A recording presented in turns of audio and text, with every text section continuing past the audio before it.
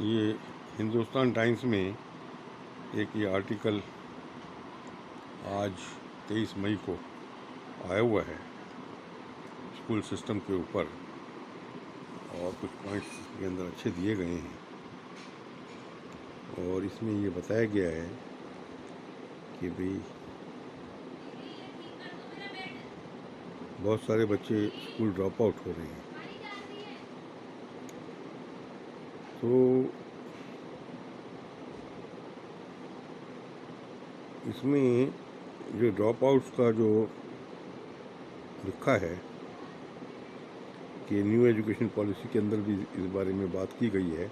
The main reason cited for drop out of school is financial constraint, इसमें ये लिखा है, followed by disinterest in studies.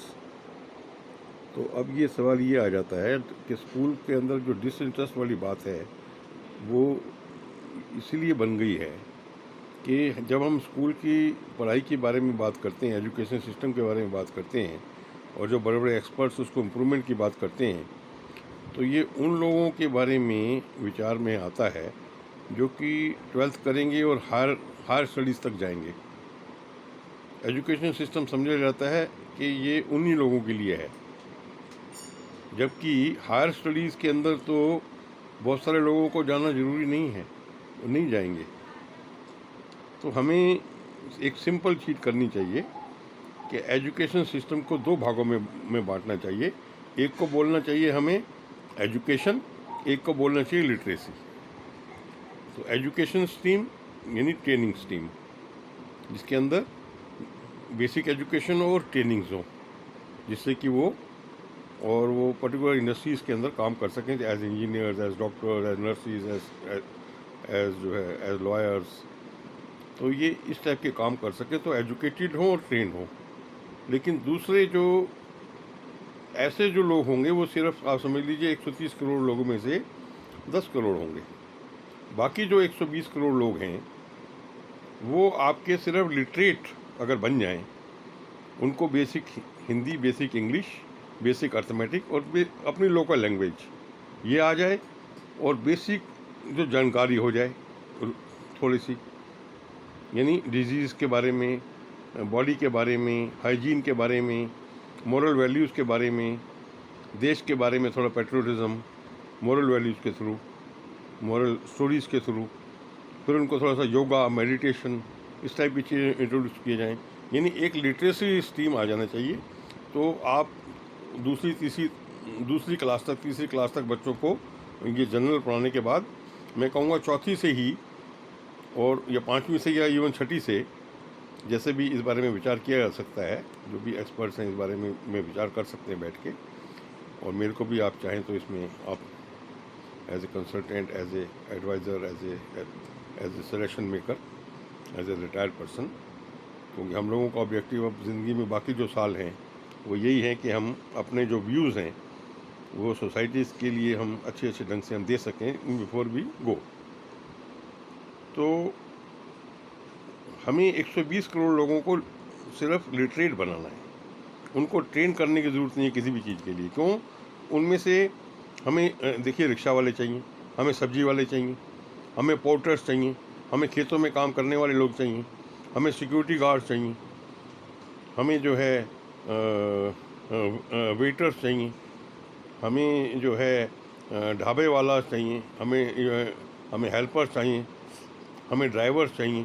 तो उनको तो वो ड्राइवर्स का तो चलो आप ये कह सकते हो भाई ट्रेनिंग तो उनको होगी क्योंकि ड्राइविंग की होगी, बट अदरवाइज उनको बेसिकली ट्रेन होना है।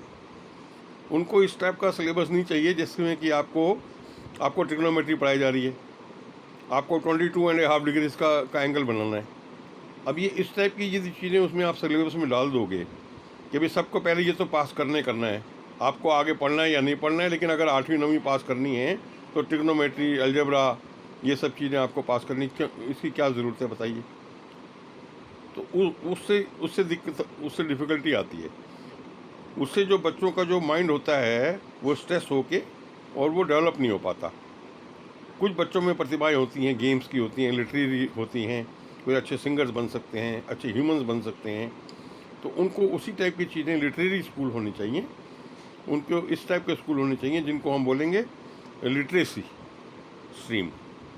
तो चाहे एक ही स्कूल के अंदर 2 स्ट्रीम्स हो जाएं, एजुकेशन कम ट्रेनिंग, और दूसरा स्ट्रीम हो जाए लिटरेसी स्ट्रीम। लिटरेसी स्ट्रीम में 6वीं 7वीं 8वीं 9वीं 10वीं 11वीं 12वीं तक बच्चा स्कूल जाएगा और वहाँ उसको कोई ट्रिग्नोमेट्री, अलजेब्रा, इस टाइप की चीज़ें, साइंस वाइंस की चीज़ें इस टाइप की नहीं पढ़ाई जाएंगी।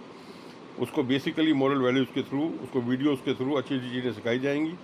उसको मॉरल वैल्यूज सिखाई जाएंगी, डूज़ एंड डोंट सिखाए जाएंगे, और जो है सोसाइटीज़ के अंदर क्या क्या चीज़ करना क्राइम है, हमें क्यों नहीं करने चाहिए, क्या क्या पनिशमेंट मिल सकता है। तो इस टाइप से उनको एक अवेयरनेस, क्योंकि लॉ भी प्रिज्यूम करता है कि भी सबको बेसिक नॉलेज है लॉ की। तो क्या कानून है इस बारे में, किसी को कुछ आपने थप्पड़ मार दिया, किसी को आपने गाली दे दी, किसी ने आपको कुछ कर दिया, क्राइम कर दिया, तो पनिशमेंट होगा, लॉ आपको पनिश कर सकता है। तो ये उनको बेसिक जानकारी, फिर प्लस गेम्स, उन्हीं में से अच्छे अच्छे प्लेयर्स बना लो। अच्छे अच्छे प्लेयर्स उसी में से निकलेंगे, क्योंकि जब उनका पोटेंशियल पूरा यूज़ होगा, उन्हीं बच्चों को जब वो भागेंगे और वो देखेंगे कि हम 100 मीटर इतने सेकंड में पूरा कर लेते हैं, तो स्कूल के अंदर ही आपको पता लग जाएगा कि आपके पास और वर्ल्ड का बेस्ट ये एथलीट तैयार हो चुका है।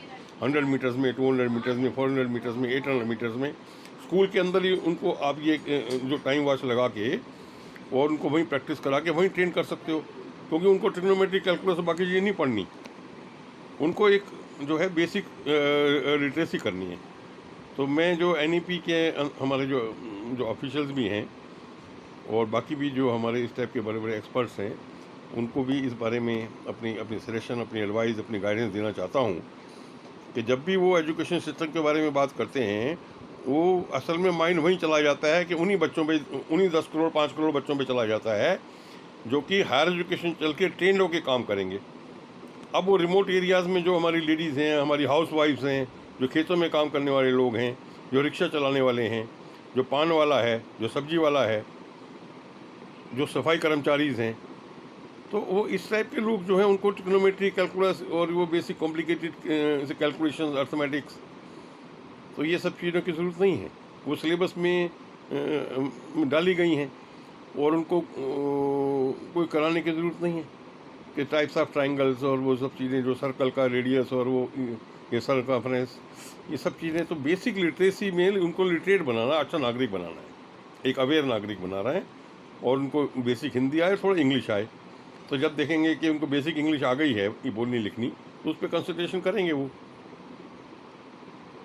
तो जितने भी तो लोग जब इस चीज़ को अटेंड करेंगे तो वो अपने इंटरेस्ट से करेंगे, फिर स्कूल ड्रॉप आउट भी नहीं होंगे, क्योंकि एज इट इज़ वहाँ पे ये बच्चों की जो है फूड का और यूनिफॉर्म का और फीस का तो गवर्नमेंट ख्याल रख रही है।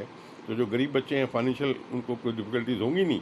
और पढ़ाई में से जब हम ये ट्रिग्नोमेट्री और कैलकुलस और ये अलजेब्रा और ये सब चीज़ें हटा देंगे, तो ये साइंस के basic laws of Ohm's law, वो इस टाइप की चीज़ें जो डाल रखी हैं, ये पीरियोडिक टेबल ऑफ केमिकल्स, ये केमिस्ट्री में, या बायोलॉजी में टिश्यूज़, ये टाइप्स ऑफ टिश्यूज़, अब ये इस टाइप की चीज़ें सिलेबस में हैं। तो ये पढ़ने के बाद 8वीं 9वीं 10वीं पास करने के बाद अगर उसके हमारे रिमोट एरियाज़ के अंदर वो लेडीज़ को वो खेतों में काम करना है, फार्म वर्कर्स बनना है, हाउस वाइफ्स बनना है, या उनको सफाई कर्मचारीज़ का काम देखना है, तो वो इन सब को तुम कहते हो 8वीं 10वीं का सिलेबस ये सब पास करो। तो ये उन्हीं लोगों के लिए होना चाहिए जिन्होंने कि हायर स्टडीज़ में जाके और स्पेशलाइज ट्रेनिंग्स लेनी है, जिसमें ये बेसिक चीज़ें वहाँ यूज़ होंगी। तो सिर्फ हमें एजुकेशन सिस्टम को सिंपली हमें ऐसा करना चाहिए, सिंप्लीफाइड, कि 2 भागों में बांट दो। Make one as the main education system and the second is the literacy system, यानी लिटरेसी सिस्टम। और किसी को कोई फोर्स नहीं है, जो अगर मेन एजुकेशन सिस्टम में जाना चाहे कि जी मैंने तो मेन में ही जाना है, तो वो मेन में चल पड़े, 6ठी 7वीं 8वीं में मेन में जाए। अगर उसको डिफ़िकल्टी महसूस होती है तो वो पैरेलली किसी स्टेज पे भी और पैरेलल उसी क्लास में 8वीं क्लास में 7वीं क्लास में यदि आ जाएगा तो लिटरेसी सिस्टम में उसे ले लेंगे, और उसके बाद फिर वो बेसिकली उसको बेसिक लिटरेसी चीज़ें कराई जाएंगी। बस उनको क्लासरूम के अंदर जैसे वो सुबह आएंगी, प्रेयर होगी और शुरू में मोरल वैल्यू स्टोरी सुनाई जाएगी पहले उनको, फिर उनको कुछ वीडियो फिल्म के थ्रू छोटी स्टोरीज दिखाई दी जाएंगी, फिर उनको प्लेग्राउंड के अंदर ले जाके कुछ गेम्स वगैरह कराए जाएंगे, कोई रेसेस वगैरह होंगे, इंडोर गेम्स होंगी, चेस होगी, आपको चेस के प्लेयर्स निकलेंगे अच्छे अच्छे म्यूजिशियंस होंगे, आपको म्यूज़िक की क्लासेस होंगी उसके अंदर। तो इस टाइप की चीज़ें हमें ज़रूर इस बारे में विचार करना चाहिए। एजुकेशन सिस्टम के अंदर अमेंडमेंट ऐसी चाहिए हमें कि 120 करोड़ लोगों को जो एजुकेशन चाहिए वो हमें लिटरेट बनाना है। उनको हमें किसी टाइप की स्पेशल ट्रेनिंग देने की जरूरत नहीं है स्कूल में। उनको कैलकुलस ट्रिग्नोमेट्री ना पढ़ाएं। मैं बार बार इसी चीज़ को कह रहा हूँ कि इसीलिए उनका डिसइंटरेस्ट होता है कि वो इस टाइप की चीज़ें उनको घर में कोई पढ़ाने वाले होते नहीं हैं और वो ये सब चीज़ नहीं कर पाते हैं, तो वो जो है फेल होते हैं या उनका डिसइंटरेस्ट होता है, और जिस चीज़ में इंटरेस्ट होता है उनका वो भी किल हो जाता है। तो हम लोग जो हम रिस्पॉन्सिबल सिटीजन्स हैं जो इस चीज़ की प्लानिंग कर रहे हैं, इसको खुले मन से हम जरूर सोचें कि 120 करोड़ लोगों को क्या चाहिए और 10 करोड़ लोगों को क्या चाहिए। उसी टाइप से हम 2 टाइप की स्कीम ज़रूर बनाएं और वॉलंटरी बनाएं। किसी को फोर्स नहीं है, जो जिस स्ट्रीम में जाना चाहे वो जा सकता है। और अगर मेन स्ट्रीम से और अगर किसी स्टेज पे भी अगर वो लिटरेसी स्ट्रीम में आना चाहे, उनको डिफ़िकल्टी वहाँ होती है, तो वो एजुकेशन को छोड़ के ना जाए, वो लिटरेसी स्ट्रीम में आ जाएगा। वहाँ उनका सिलेबस बड़ा सिंपल और बड़ा इंटरेस्टिंग होगा। तो इसमें विचार कीजिए। मैं अपना ईमेल दोबारा देता हूँ, skjainial@yahoo.co.in, skjainial@yahoo.co.in। I again repeat, skjainial@yahoo.co.in। तो मुझे आप मेल करें और मैं आपको बड़ा फुल प्रूफ ढंग से एजुकेशन सिस्टम के ऊपर और अपना मशवरा दूंगा। और मैं, क्योंकि बहुत ज़्यादा मेरी हेल्थ कंडीशंस रिटायरमेंट के बाद ठीक नहीं है, रेस्पिरेटरी प्रॉब्लम्स और मूविंग एंड स्टैंडिंग डिफ़िकल्टीज़ की वजह से मैं थोड़ा प्रेजेंटली खुद इधर उधर नहीं ज़्यादा जा पाता हूँ। बट अगर आप मुझे मेल करेंगे या फिर मुझे एसोसिएट करेंगे, मुझे अपने साथ ले जाएंगे, तो मैं आपकी मीटिंग्स में, आपके विज्ञान भवन में जो सेमिनार्स हैं, इन सब चीज़ों में पार्टिसिपेट करके आपके स्कूल में आके बच्चों को कैसे पढ़ना चाहिए, जो आपका मेन स्ट्रीम वाले बच्चे हैं, कैसे पढ़ना है, कैसे टाइम टेबल बनाना है। क्योंकि बच्चों को पढ़ाया जाता है, पर कैसे पढ़ना है, क्या सिस्टम बनाने हैं, कैसे ये प्रिपरेशन करनी है एग्जामिनेशन की जिससे स्ट्रेसेस ना आए, वो नहीं पढ़ाया जा रहा। ना वो पेरेंट्स बता पाते हैं, ना टीचर्स बता पाते हैं। तो सब बच्चे अपने अपने ढंग से वो बता लेते हैं। तो मैंने एक छोटी सी बुक भी लिखी है, how to study and prepare for examination without fear and stress. तो इस टाइटल को अगर आप डाल के गूगल करें तो वो बुक आ जाएगी। छोटी सी बुकलेट है जिसके अंदर टाइम टेबल बना के मैंने सिखाया है कैसे जो है आप स्कूल से जैसे आते हैं तब आपको टाइम टेबल कैसे बनाना है, प्रिपरेटरी लीव्स में कैसे आपको प्रिपेयर करना है। तो आप जब सारी चीज़ें पेन डाउन कर लेंगे तो आपका जो ब्रेन के अंदर लोड है वो सारा आपने पेपर पे प्लान कर लिया, और उसके हिसाब से फिर आप अपना फ्लेक्सिबल ढंग से आप कर पाएंगे। तो उसके बारे में भी जानकारी जो है, मैं लेक्चर जो है, मैं छोटा सा लेक्चर आपके ऑडिटोरियम में आके और स्कूल लेवल पे या इवन कॉलेज लेवल पे, और मैं वॉलेंटियर करता हूँ। आप मुझे ले जाएं और मैं आपके जो भी बच्चे 100, 200, 300, 400, 500 तक भी बच्चे ऑडिटोरियम में अगर होंगे तो उनको एक प्रेजेंटेशन में दूंगा 1 घंटे का, जिससे कि वो स्ट्रेस फ्री ढंग से अपनी स्टडीज़ कर पाएंगे। और कैसे नोट्स बनाने हैं, कैसे जो सब चीज़ें उसके अंदर छोटे छोटे ढंग से मैंने शामिल की हैं। वो बुकलेट भी आप ज़रूर देखें। आप वो अमेज़न के KDP पे अवेलेबल है, 50 रुपये की किताब है। और KDP पे तो अगर आप प्राइम के मेंबर हैं अमेज़न के, तो उसको फ्री आप पढ़ सकते हैं। तो उसको पढ़ेंगे, 30-40 पेज हैं, तो बड़ा यूज़फुल रहेगी। और वो सारी समस्याएं जो है बच्चों की और पेरेंट्स की और टीचर्स की, स्ट्रेसेस जो है सबको हो जाती हैं बच्चों की एग्ज़ाम के दिनों में, वैसे दिनों में। तो स्ट्रेस फ्री ढंग से हम प्लान ढंग से कैसे पढ़ें, उसके बारे में मैंने अपने व्यूज शेयर किए हैं। मैं अपने ज़माने में दिल्ली बोर्ड का 2nd पोजीशन होल्डर था, और 1st पोजीशन होल्डर भी मेरे फ्रेंड हैं, मेरे साथी, मुझे मिलते हैं, बात करते हैं।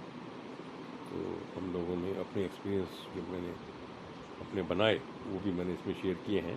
तो एजुकेशन की फील्ड के अंदर हम आपको बेस्ट जानकारी जरूर दे सकेंगे। इसको आप जरूर फ़ायदा उठाएं। Thank you.